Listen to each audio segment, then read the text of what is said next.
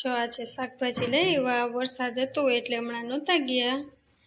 ગોળનું ડબ્બું લીધું છે, આ બટેટા છે, આમાં ડુંગળી છે, ટમેટા છે। હવે ટમેટા સસ્તા થયા, 60નો કિલો જ છે। દૂધી છે, ગલકા છે, રીંગણ છે, પછી કારેલા, વાવ મસ્ત મસ્ત છે। ને આમાં ધાણા ભાજી, મરચાં અને આદું છે। બરાબર, આટલું શાકભાજી લેવા, પણ આ શાકભાજી ફેક્ટરીએ લઈ જવાનું છે, બરાબર, ઘર માટે નથી। કે આટલું બધું શાકભાજી તો અમારે કાંઈ જોતું ન હોય, એટલે ફેક્ટરીએ લઈ જવા માટે લેવા છે। આમ તો હું જ જાઉં છું લેવા, પણ આજે થોડું કામ હતું એટલે ભાવીને લઈ આવ્યા છે। લીંબુ સરસ છે, હવે લીંબુ સસ્તા થઈ ગયા છે, 60 કે 70નો જ કિલો એની આસપાસ જ છે। ચોમાસામાં શાકભાજીના નામ ના લેવાય, એટલું મોંઘું હોય છે। હવે થોડુંક સસ્તું થયું છે। આ શાકભાજીને જોઈને વાંદરા અહીંયા દરવાજા સુધી પહોંચી ગયા। સારું કે આ જારી બંધ હતી, નહીં તો ઘરમાં જ આજે ઘૂસી જવાના હતા, તૈયારીમાં જતા। એક નહોતો, કેટલા બધા પહોંચી ગયા છે। જો આજે વચ્ચે સળિયા દેખાય છે ને, એ જારી છે લોખંડની, એ બંધ હતી, નહીંતર આજે તો અમારા ઘરમાં વાંદરા હોત। શાકભાજી એટલી બધી હતી એટલે એને બેઠા બેઠા દેખાતી હતી ઘરમાં, એટલે બધા પહોંચી ગયા છે। જો કેમ એ પાછા જાતા પણ નથી।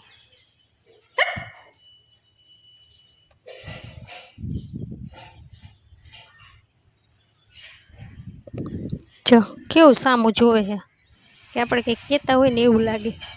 જો એના સામું એક ધારું જોઈને તો આપણને બીક લાગે, બીજાને બોલાવે। હજી પગ લાંબા કરીને બેસી ગયા।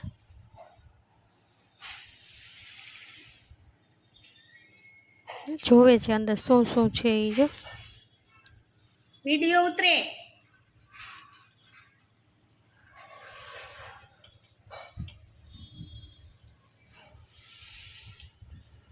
મેં એમ કીધું ને વિડીયો ઉતરે, તો બીજા બેને બોલાવી લીધા। જો બધા લાઈનમાં ગોઠવાઈ ગયા, જેનું મોઢું ને પગ ને હાથ ને બધા કેવા કાળા, કેવો આરામથી બેસી ગયો। જો ફોટો પાડવાનું કીધું ને, કીધું વિડીયો ઉતરે। જો બધા લાઈનમાં ગોઠવાઈ ગયા, કેવી ખબર પડે છે એને આપણી જેમ જ। દેખાય છે ને, દરવાજો તો ખોલાય નહીં, નહીં તો અંદર આવે, એટલે અંદરથી જ જો એનો મેં વિડીયો ઉતારી લીધો છે। કેવા લાઈનમાં બેસી ગયા છે। આ તો જો તૈયારીમાં જ છે, દરવાજો ખોલવું એટલે સીધો અંદર આવે। અહીંથી મેં કાઢ્યા તો બધા જો સામે દિવાલે જઈને બેઠા છે, ને પૂંછડા તો જો કેવા લાંબા લાંબા છે, અને બચ્ચાય સાથે જ છે। ભાવી મેળા આવી ગયા, તો અત્યારે હું બનાવું છું ચા પી અને બહાર જવાના, ને હું બનાવીશ રસોઈ। તો પેલા એને ચા પાઈ દઈએ આપણે। ચા પાકી રહ્યો છે આપણો, ભાવીનો ચા થઈ ગયો છે તૈયાર, ઠંડો થવા રાખ્યો છે, અને બહાર કોઈ વાતો કરવા ઊભા રહી ગયા છે।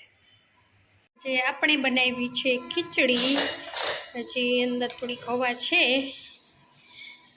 સાદી ખીચડી જે હોય ને મગ અને ચોખાની, એ જ ખીચડીને વઘારીને બનાવી છે આજે। ખીચડી બની ગઈ છે તૈયાર, મસ્ત બની ગઈ છે। ચાલો ઠરવા માટે રાખી દેશું હવે,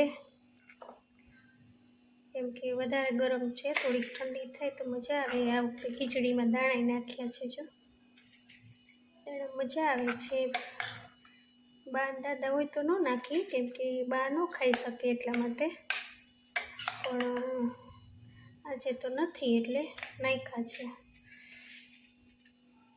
ચાલો ઠંડી થઈ જાય પછી ભાવિનને બોલાવી ને ખાઈ લઈએ। મારે તો ગરમ જ ચાલે, મારે કંઈ ઠંડીની જરૂર નથી।